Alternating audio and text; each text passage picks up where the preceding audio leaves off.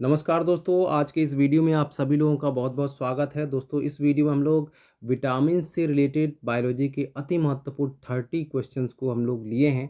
सो इस वीडियो को आप लोग पूरा और ध्यान से ज़रूर देखिएगा और लास्ट में आप लोग कमेंट करके बताइएगा कि इनमें से आपको कौन से क्वेश्चंस आते हैं, मतलब सॉरी इनमें से आपको कितने क्वेश्चंस आते थे, ठीक है? तो आप लोग कमेंट ज़रूर कीजिएगा, वीडियो कैसी लगी ये भी बताइएगा।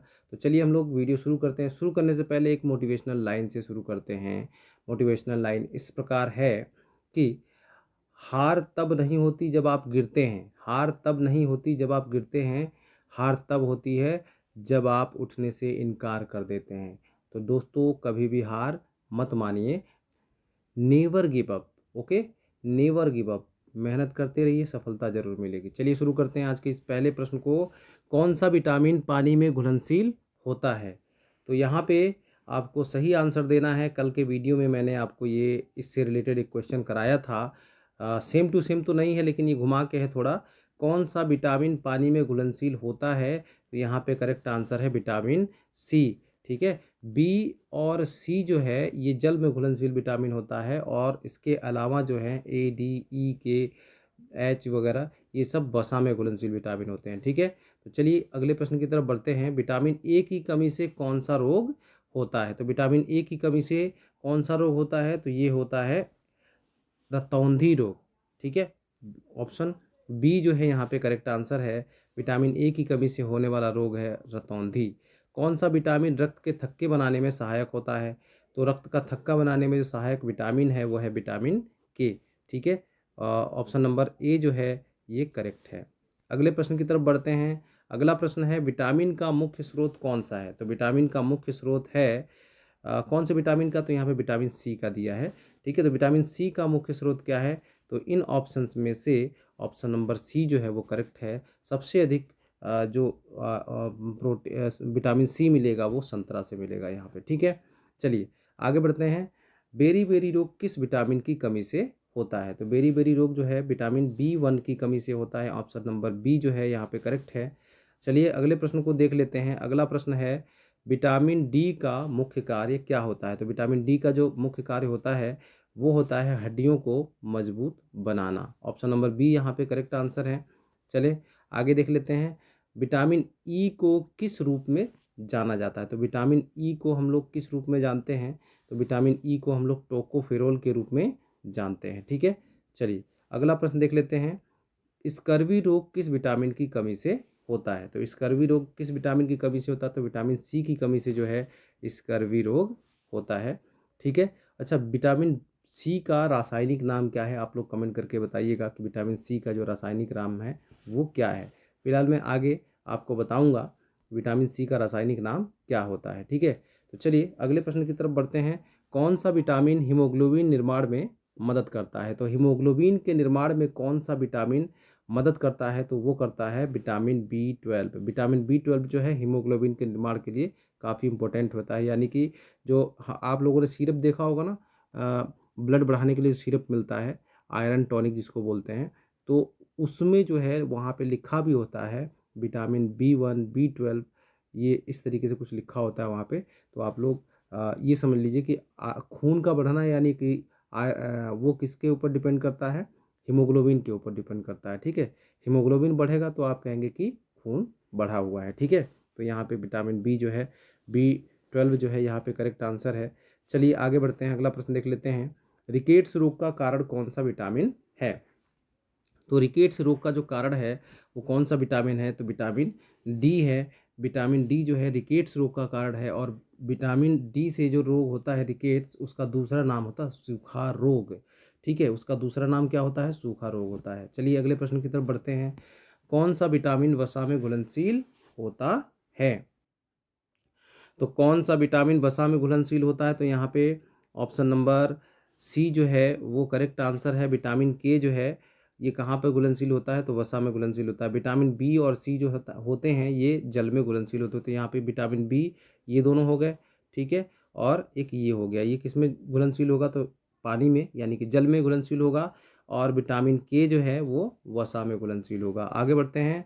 अगला प्रश्न देखते हैं। न्यूरल ट्यूब डिफेक्ट को रोकने के लिए कौन सा विटामिन आवश्यक है? तो इसके लिए विटामिन बी जो है, सॉरी यहाँ पे बी ऑप्शन जो सही है वो करेक्ट है, फॉलिक एसिड। ठीक है, फॉलिक एसिड जो है न्यूरल ट्यूब डिफेक्ट को रोकने के लिए आवश्यक विटामिन होता है। ठीक है, न्यूरल ट्यूब डिफेक्ट जो है ये रीढ़ की हड्डी और मस्तिष्क से संबंधित बीमारी है। ठीक है, डिसऑर्डर है, और इसके लिए फॉलिक एसिड इसको सही करने में इसके लिए ज़रूरी होता है। ठीक है, इसको रोकने के लिए। चलिए अगला प्रश्न देख लेते हैं, विटामिन B12 का प्रमुख स्रोत कौन सा है? विटामिन B12 का प्रमुख स्रोत कौन सा है? तो बताइएगा दोस्तों। विटामिन B12 का जो प्रमुख स्रोत है वो है मांस और अंडे। तो विटामिन B12 जो है मांस और अंडे में मुख्य रूप से पाया जाता है, शाकाहारी भोजन में नहीं पाया जाता है। विटामिन ए का दूसरा नाम क्या होता है? तो विटामिन ए का दूसरा नाम होता है रेटिनॉल। ठीक है, रेटिनॉल। आप इस तरीके से भी याद कर सकते हैं कि विटामिन ए जो है ये रतौंधी रोग से संबंधित होता है, और इसका हमारे आँख में एक रेटिना पाया जाता है, रेटिना पाया जाता है ना। तो इस तरीके से आप रिलेट करके याद रख सकते हैं कि रेटिनॉल जो है विटामिन ए का दूसरा नाम है। ठीक है, या रासायनिक नाम कह सकते हैं। ठीक है, अगला प्रश्न, विटामिन सी का रासायनिक नाम क्या है? तो बताइए विटामिन सी का रासायनिक नाम क्या है? इसका नाम है एस्कॉर्बिक एसिड। अगला प्रश्न है, कौन सा विटामिन त्वचा को स्वस्थ रखने में सहायक है? तो त्वचा को स्वस्थ रखने में सहायक विटामिन जो होता है वो है विटामिन ए। ठीक है, विटामिन ए जो है त्वचा को स्वस्थ रखता है। अब पेलाग्रा रोग किस विटामिन की कमी से होता है? तो ये रोग होता है विटामिन B3 के कमी से। अगले प्रश्न की तरफ बढ़ते हैं, विटामिन बी की कमी से कौन सा रोग होता है? सॉरी, विटामिन के की कमी से कौन सा रोग होता है? तो विटामिन के की कमी से खून का बहना जो है ये रोग हो जाता है। मतलब कि इसमें क्या है, ब्लड का थक्का नहीं बनता है। ओके, और जिससे अगर ब्लडिंग चालू हो जाए तो ब्लडिंग रुकती नहीं है। अगर कहीं कट गया या फुट फट गया तो ब्लडिंग चालू हो गई तो ब्लडिंग जल्दी रुकेगी नहीं। क्यों? क्योंकि खून का थक्का जमेगा नहीं, और खून का थक्का नहीं जमेगा तो ब्लडिंग रुकेगी नहीं। ठीक है, चलिए तो यहाँ पे ऑप्शन नंबर ए सही था। अगला प्रश्न देख लेते हैं, कौन सा विटामिन शाकाहारी भोजन में प्रचुर मात्रा में नहीं पाया जाता है? तो कौन सा विटामिन है जो शाकाहारी भोजन में नहीं मिलता है, प्रचुर मात्रा में नहीं मिलता है? तो ये है विटामिन B12। अभी पिछले क्वेश्चन में हमने पढ़ा था कि विटामिन B12 जो है शाकाहारी भोजन में नहीं पाया जाता है। ठीक है, चलिए अगला प्रश्न देखते हैं, विटामिन डी का प्राकृतिक स्रोत क्या है? तो विटामिन डी का जो प्राकृतिक स्रोत है वो है सूर्य की रोशनी। अगला प्रश्न है, विटामिन ई किसमें अधिक पाया जाता है? तो विटामिन ई इनमें से किसमें सबसे अधिक पाया जाता है? सबसे अधिक पाया जाता है गेहूं के बीज का तेल में। ठीक है, गेहूं के बीज का तेल भी निकाला जाता है तो उसमें विटामिन ई की मात्रा बहुत ज़्यादा होती है। अगला प्रश्न है, विटामिन सी किसके अवशोषण में मदद करता है? तो विटामिन सी जो है वो आयरन के अवशोषण में मदद करता है। ठीक है, आयरन के अवशोषण में क्या करता है? मदद करता है। अगला प्रश्न है, कौन सा विटामिन दृष्टि में सुधार करता है? कौन सा विटामिन क्या करता है? दृष्टि में सुधार करता है, यानी कि हमारी नज़र को, हमारी आंखों को सही स्वस्थ रखता है। तो विटामिन ए जो है वो करेक्ट आंसर है। अगला प्रश्न है, नियासिन का रासायनिक नाम क्या है? नियासिन का रासायनिक नाम क्या है? तो नियासिन का रासायनिक नाम होता है विटामिन B3। क्या होता है? Vitamin B3। अगला प्रश्न है, फॉलिक एसिड की कमी से कौन सी समस्या होती है? तो फॉलिक एसिड की कमी से खून की कमी होती है, जिसको हम एनीमिया कहते हैं, रक्ताल्पता कहते हैं। ठीक है, ऑप्शन नंबर ए जो है यहाँ पे करेक्ट आंसर होता है। अगला प्रश्न, कौन सा विटामिन कोशिकाओं को ऑक्सीडेशन से बचाता है? तो कौन सा विटामिन जो है कोशिकाओं को ऑक्सीडेशन से बचाता है? इसका करेक्ट आंसर है विटामिन ई।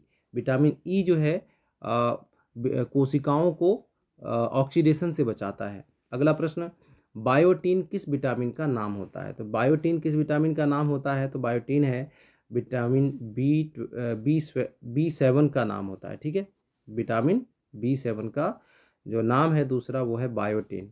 अगला प्रश्न है, थायमिन किस विटामिन का रासायनिक नाम है? तो थायमिन जो है विटामिन B1 का रासायनिक नाम होता है। ऑप्शन नंबर ए यहाँ पे करेक्ट आंसर हो जाएगा।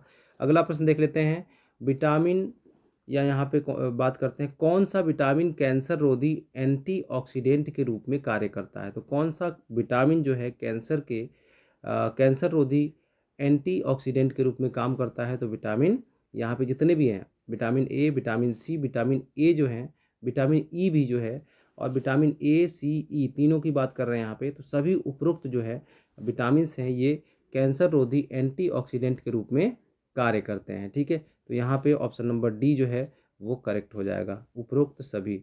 विटामिन डी को विटामिन डी को किस नाम से जाना जाता है? तो विटामिन डी को हम किस नाम से जानते हैं? तो कैल्सीफेरॉल के नाम से भी जानते हैं। ठीक है, विटामिन डी को हम किस नाम से जानते हैं? कैल्सीफेरॉल के नाम से। इस वीडियो का लास्ट प्रश्न जो है अब देख लेते हैं। लास्ट प्रश्न है, रक्ताल्पता यानी कि एनीमिया रोकने के लिए कौन सा विटामिन जरूरी होता है?